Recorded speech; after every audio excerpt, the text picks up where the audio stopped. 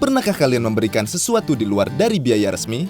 Saat mengurus KTP, KK, akte kelahiran, paspor, SIM, STNK atau BPKB, ijazah, sertifikat tanah, perizinan, dan lain-lain. Itu adalah gratifikasi. Mengapa praktik gratifikasi masih terjadi? Praktik gratifikasi bisa terjadi karena masih ada pihak-pihak yang ingin diistimewakan, meminta perlakuan khusus, dan tidak mengindahkan aturan hukum atau adanya permintaan gratifikasi dari pegawai negeri atau penyelenggara negara itu sendiri.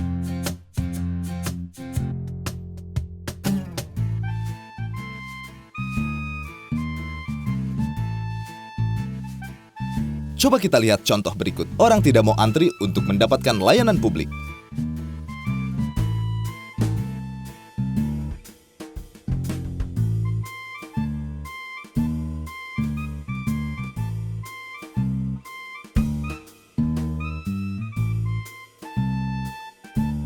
Tidak mau mengikuti prosedur yang sudah ditentukan atau persyaratan tidak lengkap, tapi minta diloloskan.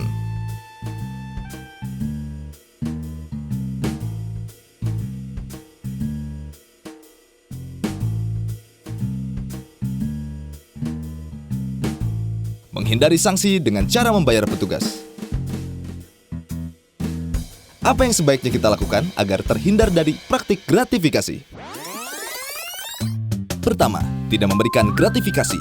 Usahakanlah untuk mengikuti prosedur yang berlaku selama proses pelayanan publik, karena memberikan gratifikasi atau uang pelicin dapat menjadi kebiasaan yang melanggengkan praktik-praktik korupsi. Dengan tidak memberikan gratifikasi kepada pegawai negeri atau penyelenggara negara merupakan wujud peran serta masyarakat dalam pemberantasan korupsi, khususnya gratifikasi, suap, atau uang pelicin.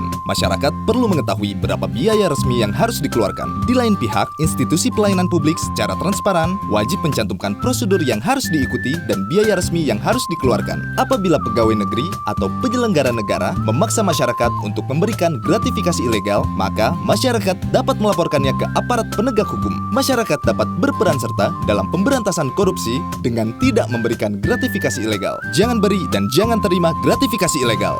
Laporkan penerimaan gratifikasi melalui go.kpk.go.id.